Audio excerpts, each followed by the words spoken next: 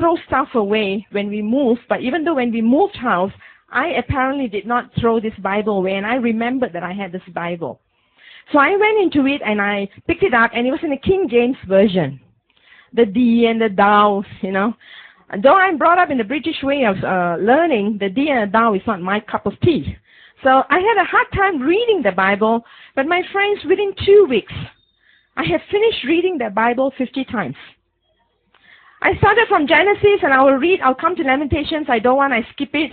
Then I'll go to Song of Solomon. Song of Solomon is really a love story. And I was like, good God, this is a Bible. What is this book doing in this Bible? Is this really a Bible? Oh yeah, it says it's a Bible. So, you know, I'm an Indian. Okay, though I don't speak the language, I didn't grow up speaking the language. I'm very conservative. So when it comes to the language, it was really very explicit. And I said, God talks like that? Then I will skip the ones that I'm not very, don't want to read. I'll just go off, but I will go back. But I'll come back to the New Testament. I wanted to know who was this Jesus. I really wanted to know who he is. So I will go back again. I will read the gospel. I'll read. Then after that, I will walk up and down in my bedroom and I will talk to him. You're really great. You know, you came among us and you revealed yourself to us, that kind of thing. You know, I was just talking. And came a time, I just felt that I cannot stay as a Muslim anymore. I had to accept this God. So finally one day, it was about by 3 weeks now, coming to the 4th week, I got up. I go to bed very late anyway, but that day, about 12:30, 1 o'clock, I went to the kitchen in our flat, and I've read the Bible so well, I know where each one, the story is and everything. So I turned to the book of Acts, chapter 9. And I opened it up and I put it on the floor on the kitchen. And I was telling God, I said, look, this guy is a real rotten guy. This guy killed so many of your people. But you were so marvelous, you know. You came and you helped him to know who you are. He saw you. And after that, he became your servant. And he wrote all the other epistles for you. You see, I'm not saying that I'm going to serve you, but you see, I'm born in this family. All I know is Allah. All I know is about this God. But you see, it is not He who's God. You are God. So now you have to help me to see you the way this guy saw you. Now, until I see you, I am very sorry, but I cannot come with you. All right? And I don't think I finished my conversation with him, because that night, that kitchen that I was standing on didn't look like a kitchen anymore. Suddenly there was a great bright light that flooded that whole kitchen that I was standing. And I mean, today as I look out, I thank God for the sun that's out, and I appreciate the brightness. But it was nothing like what I saw that day. That whole place was just, and it was such a glorious, light that flooded that place. And in my mind, I'm thinking like, but where are you? I saw the light. I'm standing in the midst of the light. I can't see it's a kitchen anymore. It's just a beautiful place. I don't know where it is. And I'm standing and I'm thinking, but where are you? This is what is going on in my mind. And since I'm thinking, where are you? I hear this loud voice that came through the window.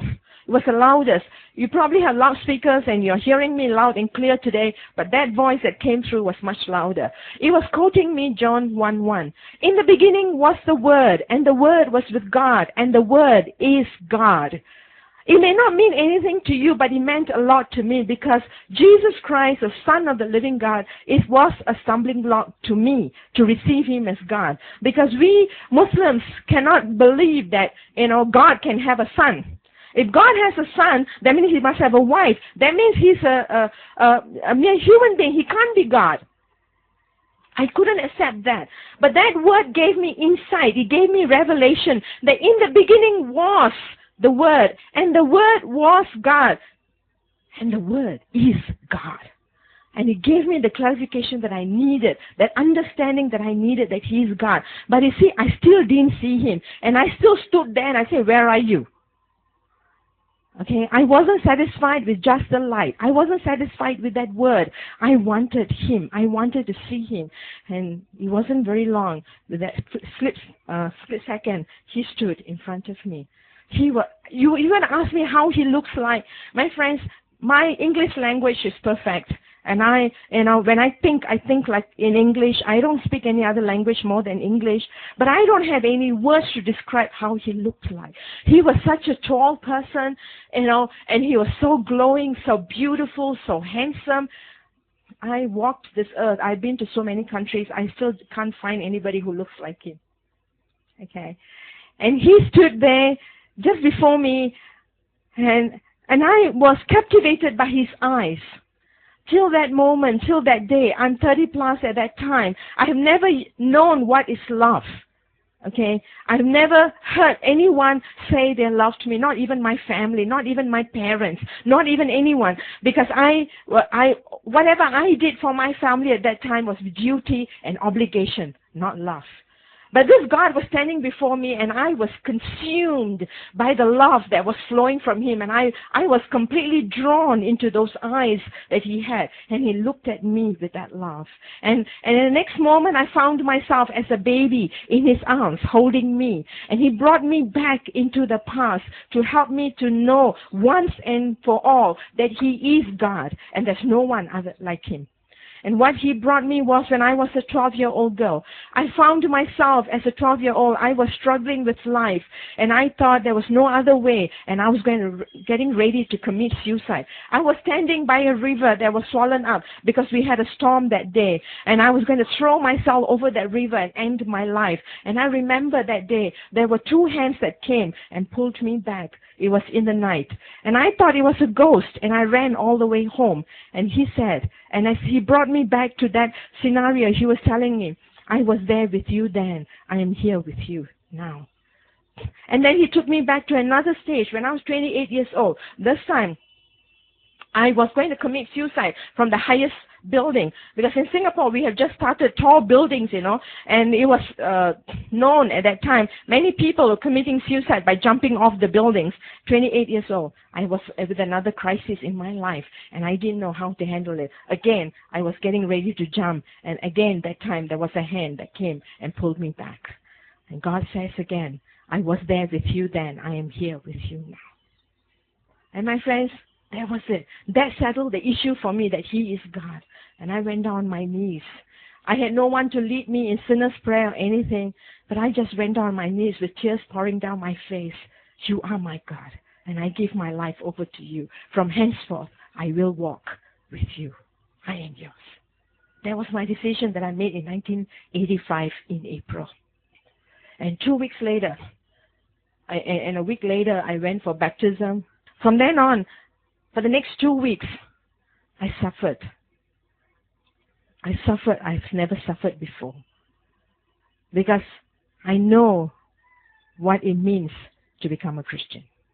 I didn't dare tell my mother. If there's any one person that I have loved in my entire life, it's my mom. And she was the one that I didn't want to disappoint. But next morning when she got up, after that day that when I have made my commitment to God, she got up in the morning and she comes to me and she says, you have become a Christian. I didn't tell her, because she can see from my face that I had changed. There was something about me that told her. And she's a woman who doesn't know anything about being a Christian. And in Singapore, when you say a Christian, it means a Catholic, not a Protestant, because they do not recognize the Protestants as Christians. I didn't know what to tell her. I didn't know how to explain. All I could do was say yes. And with that, she took a knife from the kitchen drawer that was there. That was one of the biggest knives. We have lots of knives in our homes.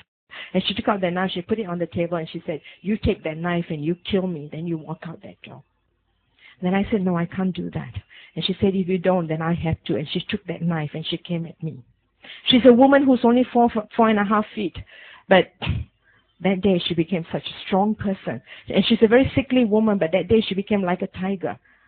And she said, you have to die because you cannot live anymore. I cannot let you live anymore. And in the struggle, she was cut, I was cut with a knife. And all I could think of, I didn't know what to do. I was just screaming my heart out. But I remembered what my friend had said, call on his name and he will come. And I screamed for his name, Jesus, I need you. And as I said, Jesus, she fainted and she fell. And there was a day that I had to pack my things and move out from my house. Because of probably my age or the things that I had to go through, in one day, in a moment, I lost my family, I lost my community, I lost my friends, I lost my job. I was declared dead to the MUIS, which is the Council for the Muslims over in Singapore. For the next 2 years, I cannot get a job. Next 2 years, I cannot live anywhere because I was considered as dead. Because every particular about me was wiped out from the government in Singapore. And I had to hire lawyers to go and fight back, to get back my identity in Singapore. And the next 2 years, as I struggle, I'm not a crying person, never was. Because whatever pain there was, I always thought that I can work it out.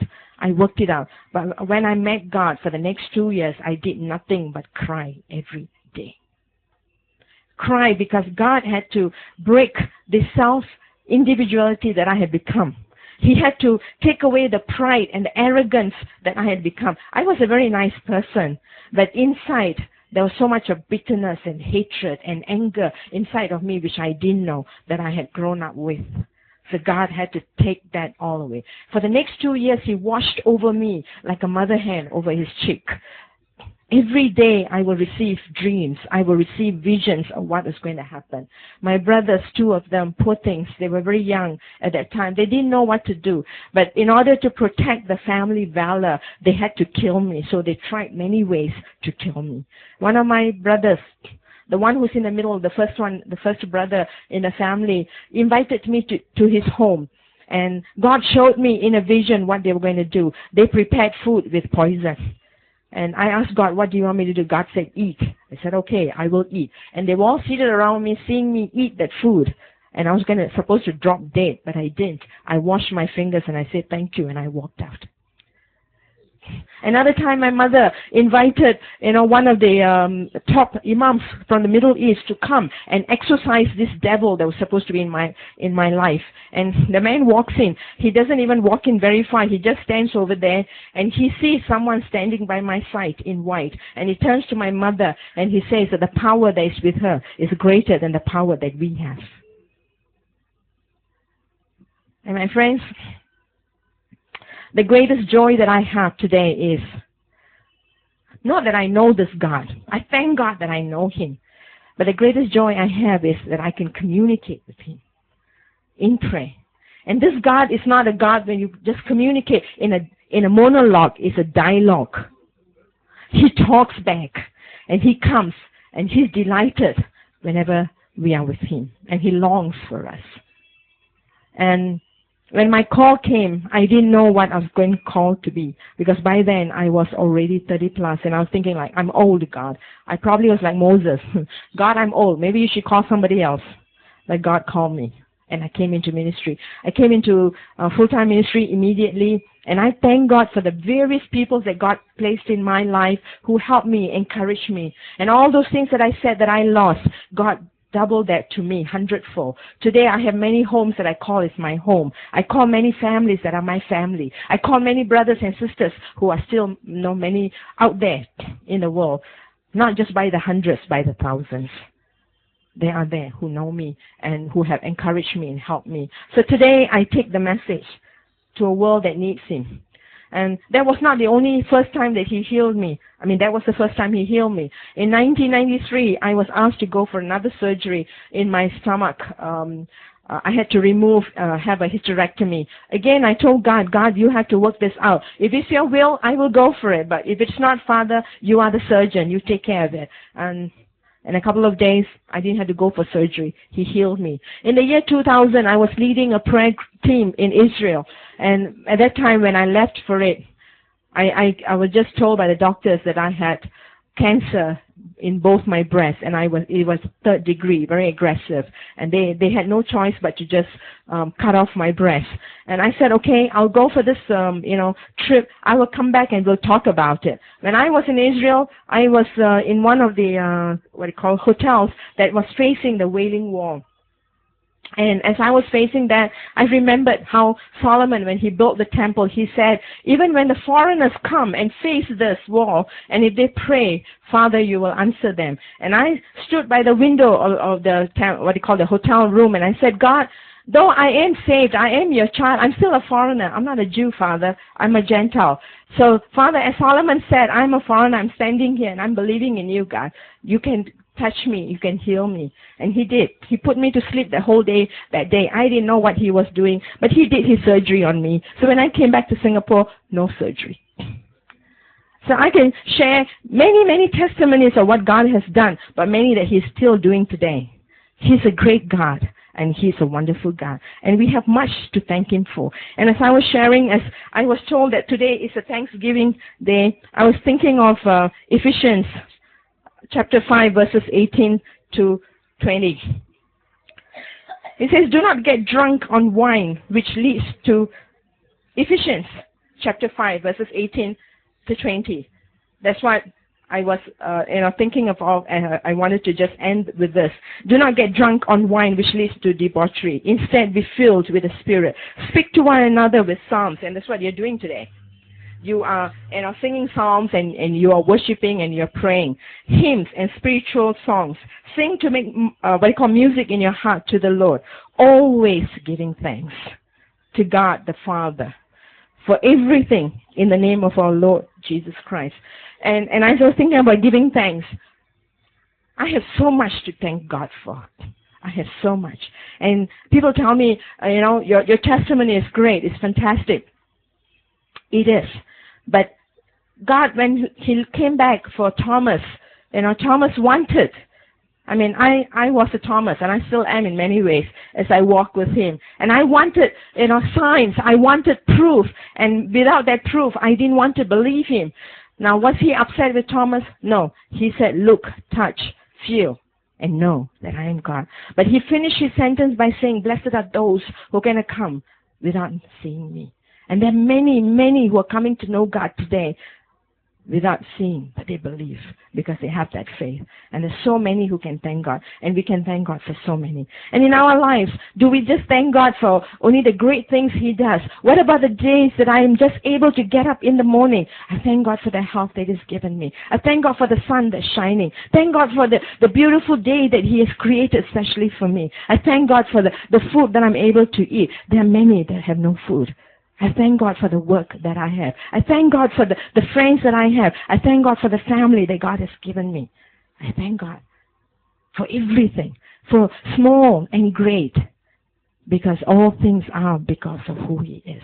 And I thank God not just when the time is good, but I thank him all the time, always, for everything, even for the bad times that comes my way. Because those times are the times that I learn, that I grow, that I move on with him. Because if I don't have those bad times, I will never be able to appreciate him. I'll never be able to learn the things that he wants to teach me, show me how to go. And I need to be drunk, not with what the world has to give, but I need to be drunk with the Holy Spirit, because he is the one that gives us the strength. He gives us the courage. He gives us the boldness. He is the one who moves us. And as I stand here today with you, was I going to be here today? I didn't know. And I don't think that my being here is by chance either, because every moment is divinely arranged. Because it is he who's the author and the finisher of our faith. Because it is he who loves us with an everlasting love.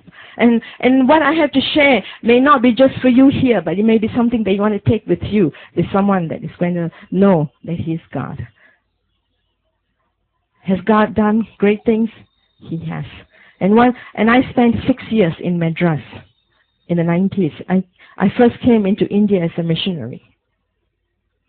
And I spent 6 years there. And one of my greatest testimonies that I would like to share is one day we, as a team, we were in Madras, and we were having crusades. And I remember one night after the team has left, it was the last day of crusade, and I was, asked to speak for that day. And the next day we were supposed to, go on giving out leaflets so that we go tracting to talk about the crusades. But that night, as I was in my room, I was in one of the parsonage, upstairs, and as I was standing there and just talking to God, there was a lady, a young girl.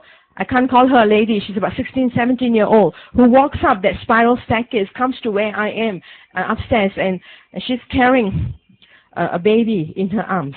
But that baby has got the skulls, split in two, and the brains were spilling out. And she comes and stands in front of my door. She knocks on my door, and when I open, I see that little girl with her baby in her arms. What do I do? And I remember, my friend, as I shared with you, I told my friend I was dying and I wanted a long prayer. But here, death has already taken place. The baby is dead. And she's standing there and she said, this evening you said your God can do anything. Can your God do something for my baby?